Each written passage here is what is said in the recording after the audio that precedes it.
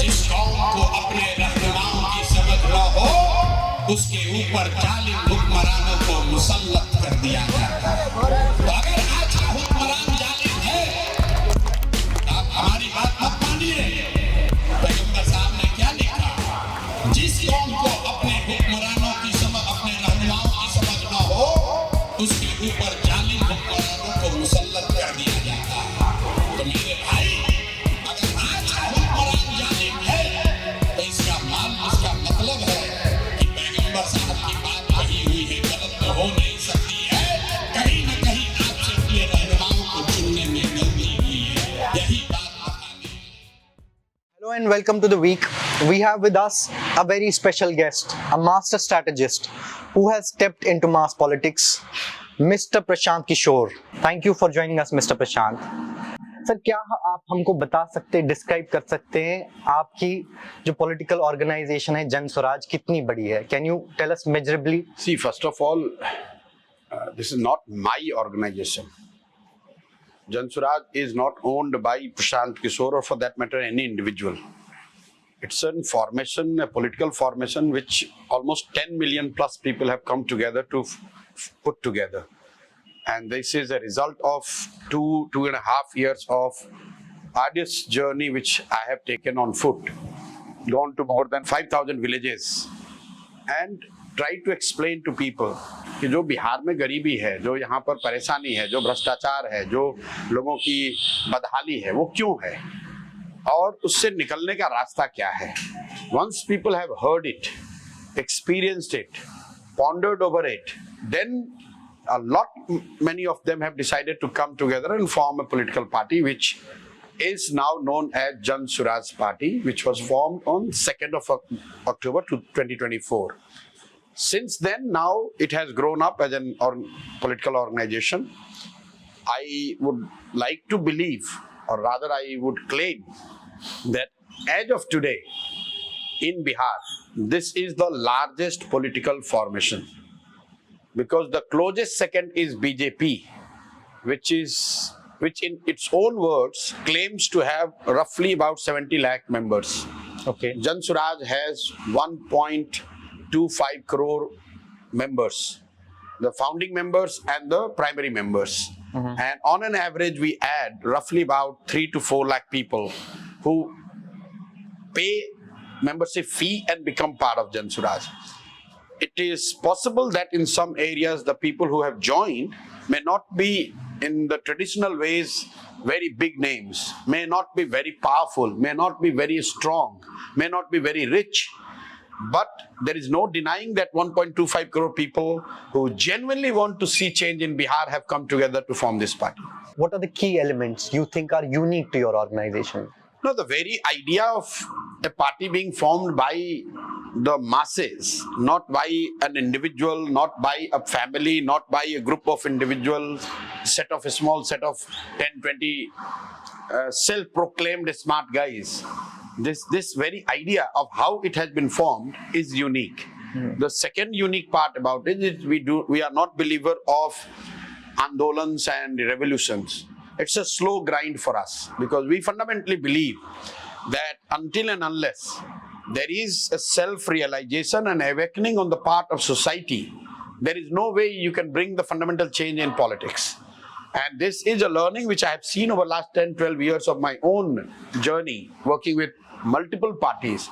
I have realized that no matter how good you are as a political formation, until and unless there is a realization on the part of society and there is a perceptible change in the way they behave, in the way they conduct politically, in the way they elect their representatives, in the way they choose to vote or not to vote for someone, we cannot expect a very fundamentally different party or outcome in India. You have been talking about lack of education, you have been talking about immigration, you have been talking about lack of healthcare facilities. Does it bother you to an extent that it keeps you up at night? No. What keeps me up at night is not only this specific issue of education or health. What keeps me awake in the night is the realization that people like us, who are all grown in this state, we have gone to the government schools in Bihar. come from very humble background. But we have achieved something in our life. By God's grace, we have achieved name, fame, money, everything in our life. And I'm not alone. There are hundreds of thousands of people from Bihar who have done exceedingly well in their lives. Despite that, we remain the poorest, we remain the most uneducated, we remain the most unemployed, we remain the one who literally serves as a labor factory for India. And that keeps me awake, that how come all of us have not realized this sooner, earlier, to do something about it. But nonetheless, now that the realization has come, I have taken the plunge, but I'm not alone. There are millions of people who have found merit in what I'm saying, what we are doing, and they are providing the helping hand. It's not a task which Prashant Kishor can do it alone. Everybody. It's not a battle of Prashant Kishor.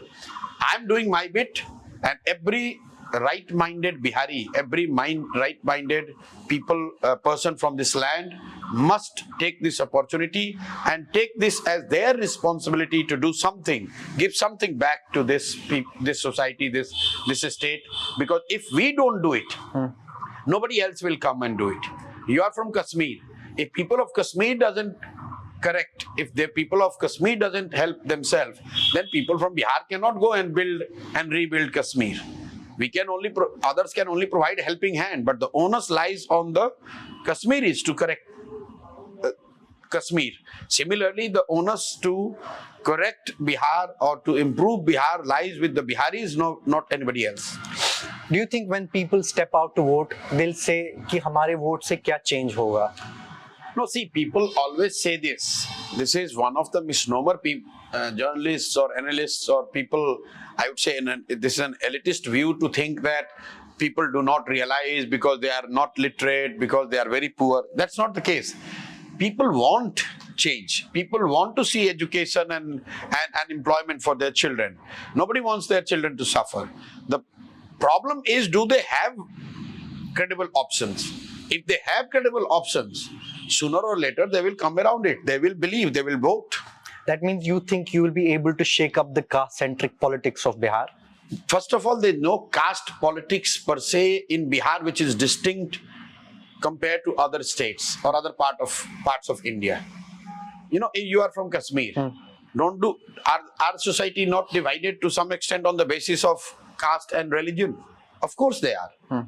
If you go to Gujarat, don't we talk about Patels and Kshatriyas, Adivasis, the Muslims?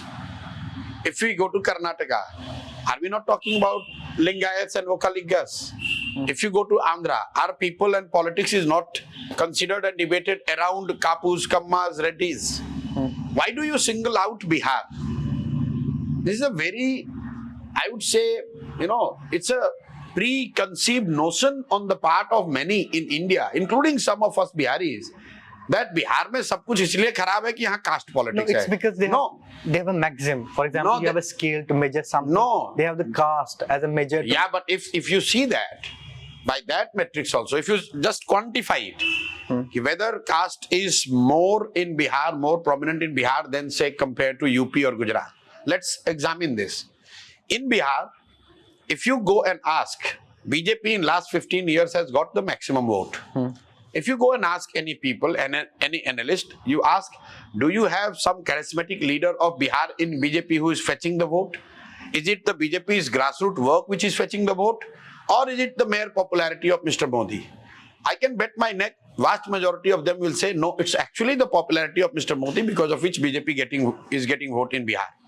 Now, just examine this thing, that if people of Bihar are voting in the name of Mr. Modi, how many people of Mr. Modi's caste live in Bihar? Now, these two things cannot be true. If you are saying everybody in Bihar is voting for their caste, and you are also saying that people are voting for Mr. Modi, but then Mr. Modi's caste, there is not a single person of Mr. Modi's caste in Bihar.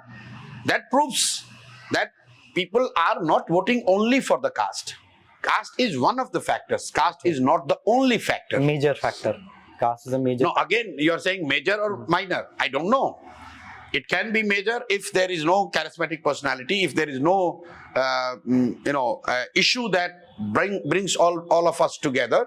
Sometimes people go back on the identity politics, but there is nothing to call that there is a permanent. In 84, people has voted in the name of Indira Gandhi's death. In 1989, in Bihar, people have voted in the name of force, corruption. In 2014, people have voted in the name of Modi. So in different elections, if there is a person, if there is a narrative, if there is an issue, people have risen above caste and voted. In the past, that is what the proof is, that caste is not the only reason for which people vote in Bihar. Your speeches give a feel that you're trying to rewrite the memory of people on developmental politics. I'm not trying to rewrite anything. I'm just trying to awaken their conscious, awaken them to realize So that what is there in their subconscious mind has to come and take the front seat. मतलब लोगों को अपने बच्चों की पढ़ाई चाहिए, ये उनके दिमाग में हमेशा से है. लोगों को रोजगार होना चाहिए, इसके लिए किसी प्रशांत किशोर की जरूरत नहीं है.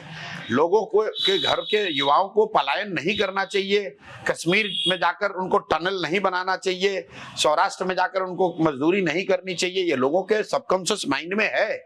But somehow, because it has prevailed for so long, that people have taken this as their destiny. They have taken it as given. कि भाई नौकरी करनी है तो बाहर जाना ही पड़ेगा, पढ़ाई करनी है तो बिहार से बाहर जाना पड़ेगा. So what I'm trying to do is to make them realize कि no, this is not given, this is not universal truth. If people in Karnataka can do the manual labor and fetch employment for themselves in Karnataka, why can't we do it in Bihar? मैं ये नहीं कह रहा हूं कि बिहार में सबको सरकारी नौकरी मिल जाएगी, लेकिन अगर कर्नाटक में, पंजाब में, गुजरात में, महाराष्ट्र में, आंध्र में, वहां पर लोग अपने राज्य में मजदूरी कर सकते हैं, अपने राज्य में 10-15 हजार रुपए कमा सकते हैं, तो बिहार में क्यों नहीं? भाई उन राज्यों में भी तो भ्रष्टाचार है, उन राज्यों में भी इसी देश का संविधान है. उन राज्यों में ऐसा नहीं कि वहां गरीबी नहीं है, ऐसा नहीं कि वहां करप्शन नहीं है, लेकिन इतनी व्यवस्था इस देश के सभी राज्यों ने करीब करीब कर ली है कि 10-12 हजार रुपए के रोजी रोजगार के लिए उनको बाहर नहीं जाना पड़ता है. तो अगर ये व्यवस्था दूसरे राज्यों में है तो बिहार में क्यों नहीं बन सकती है? That's a fundamental thing I'm asking, and people are realizing, of course it should and it would. So do you think community pressure to vote for a particular party can reduce your chances of getting mass votes in Bihar? No, again, what community? I mean, caste community. Again, you are asking the same question in a different way. Which community is the kind of fiefdom of a leader or a party? So there's this community. If there are 5 people sitting together, 3 of them have been already voting for established parties. 2 may sway from that. If there is a democracy, any state you go, 100 people have casted vote, they would have voted for somebody who was in the contest. Yeah. So are we to say that there is no scope for any third party or fourth party to go anywhere? See, 100 vote, it's not that 60 people have said that, oh, we are not voting for any one of them. Nota, even if you take Nota as a proxy, as somebody who is not committed to some particular party, that vote is less than 1%, 2%. But in most states, new parties, new leaders, new ideas come and they take the place under the sun. Your critics say that wherever you have worked, BJP has either found inroads into those states or expanded their origins quite significantly. What do you have to say about that? Well, critiques, who are critiques? They know nothing about themselves, they are only critiques. My father used to say that the people who do nothing, they criticize. These people, they just need to look at the facts. I have done 2 elections with BJP. First, 2012 in Gujarat with Modi. And then I have worked with him for his Lok Sabha election. That's it. After 2014, till I happened to be in that space, 10 elections, state after state, I have helped those parties, leaders who were fighting against Modi. And in all elections, we defeated BJP. Just count it for the record. In 2015 in Bihar, I helped Nitish to form the Mahagathbandhan and we defeated BJP. After Bihar, we defeated, I helped Congress, Captain Amrinder Singh in Punjab, we defeated Akali and BJP alliance. After Punjab, I have worked in Andhra Pradesh, where we defeated, I helped YSRCP, Jagan Mohan Reddy, defeating TDP BJP alliance. After that in Telangana, after that in Maharashtra, after that in Delhi, after that in Tamil Nadu, after that in West Bengal. In all these states, the parties or the leaders who defeated BJP were all helped by me. And look at what your critiques are saying. Just goes on to prove my point. Critiques, there are critics who does nothing, just only critiquing, because they've got no other job to do. Sir, your track record has been almost flawless. Do you think a failure can play with the optics that you carry and falter your future prospects? The track record is flawless in terms of victory, winning. Is not because I'm a wonder kid or something. It's because of two things. First, we are fearless. I'm not scared of defeat. Second, whatever work we take, I give my best. जो काम मैं लेता हूं उसको इतनी ईमानदारी और शिद्दत से करता हूं कि उसमें फेलियर की कोई संभावना ही नहीं है. अगर आप इस्लाम को मानते हैं तो इस्लाम में लोगों को क्या बताया जाता है कि ईमानदारी से किया गया जद्दोजहद जीवन में कभी फेल नहीं हो सकता है. अगर आप सनातन को मानते हैं तो गीता में क्या कहा गया है कि भाई आप अपना कर्म अगर ईमानदारी से करोगे रिजल्ट आपको मिलेगा ही मिलेगा, ऊपर वाला है.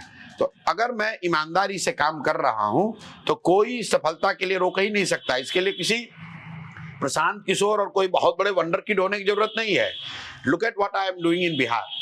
When I quit what I used to be doing in 2021 after winning Bengal, I said I'm going to now chart a new path for myself. 3 years, now almost 3 years and a half, I have left everything. My family, my comfort, my lifestyle, everything lived in Bihar. Out of this 3 years and a half, 2 years I have walked through the villages of Bihar. I do nothing else but this. Now, if you do this kind of work and result comes, then you would say, oh, this guy gets the result. No, nobody gets the result easy. आपको जद्दोजहद करनी है और अगर आप जद्दोजहद करेंगे पूरी कायनात पूरी सृष्टि आपकी मदद के लिए खड़ी होती है और आप देखेंगे कि नवंबर में we will write history for the first time in independent India. Mark my word, for the first time in independent India, a political experiment of this sort will not only prove its point by securing vote, but will write history by winning Bihar, and that will be the start of the beginning of a new journey in the political history of the country. Sir, what are the 3 biggest structural reforms Bihar urgently needs? And how will your party achieve them if it comes to power? The 3 fundamental things we need to do is first, invest in primary education. Education in general, but massively in the primary education. Second, we need to provide capital, cheap capital in the hands of the youth of Bihar for them to get into self-employment opportunity. And third, we want to support, or we would have to support the elderly in Bihar who are roughly about 1.25 crores so that they can live a dignified life. And that is the three fundamental things we are talking in Jan Suraaj. Provide the best in the class, best in India, education for those who are below 15 years of age, so that in the future they don't become burden on the society. Between 15 to 55, give them the opportunity and the resources so that people can start working and become self-reliant. And above 60, we will take care of their basic needs so that they don't have to suffer in their last phases of the life. You were seen walking across Bihar for months. What are the 3 important tangible results that you think your yatra of around 2 years has yielded? Well, first of all, it has helped me, and with me hundreds of thousands of people, to realize the misery, the suffering, and more importantly, what we can do about it to help us come out of it. Secondly, it has brought together the people to follow what we think is right thing to do. Thirdly, it has created a wider pressure on the whole political system.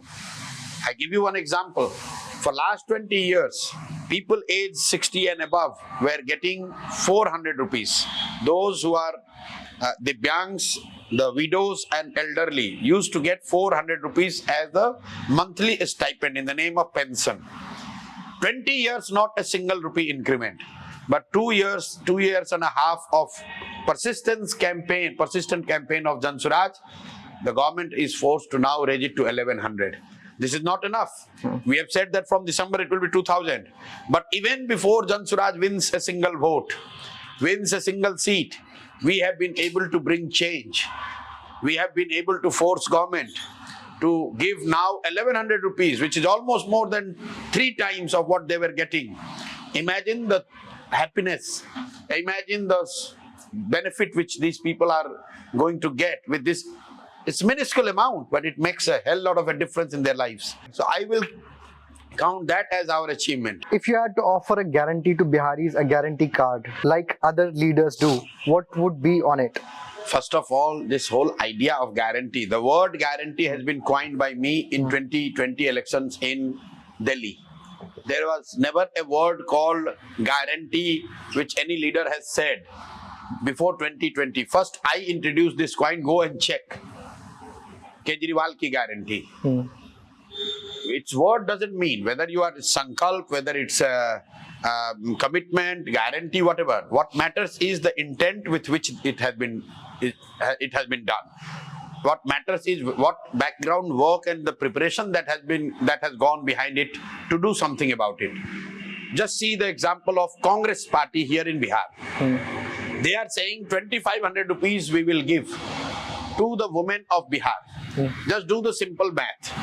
A party of legacy like Congress, who is going to fight less than 40 seats in Bihar. Less than 40 seats. So there is no way they can be part of any government. They would not be in position to influence the policy in any which way. They are guaranteeing and putting ad that we will give 2500 rupees to the women of Bihar. Just do the simple math. Bihar has got 6 crore women living here. Even if you take out the children, girl child, close to 500 adult, 4.5, 5 crore adult women, multiplied by 2500 per month and multiplied by 12 to calculate the annual budget, it will amount to almost 1.5 lakh crores a year. Now, the government of Bihar's budget is not that much. And you are saying a national party, a responsible, claiming, self-proclaimed responsible party full of economists, they are saying that they will give 1.5 lakh crore worth of doles to the women in Bihar, where they have no chance to come to government, where they are fighting less than 40 seats, and the state which they have ruled for more than 40 years and thrown out of this state. Now take to the next level. This is the party which is ruling Telangana and Karnataka, relatively much richer states.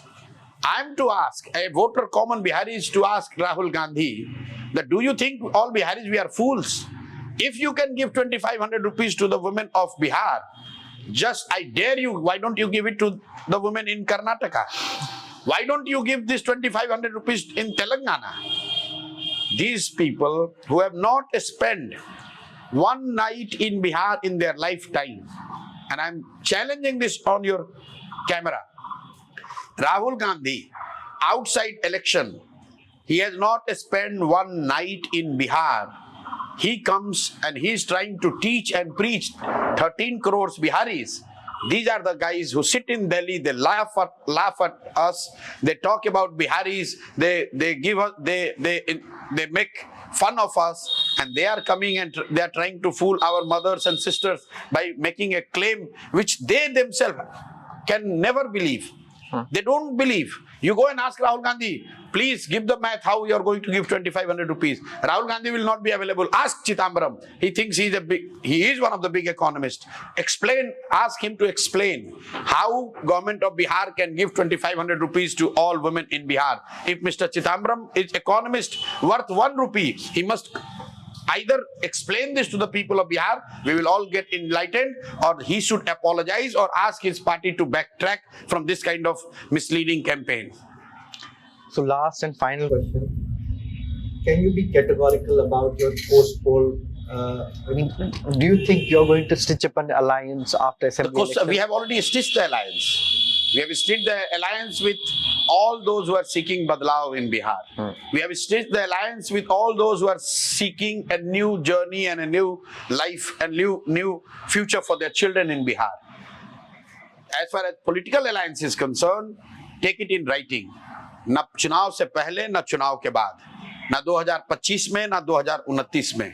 Okay. Jan Suraaj न कभी alliance में हम लोग गए हैं न कभी आगे जाएंगे. Period.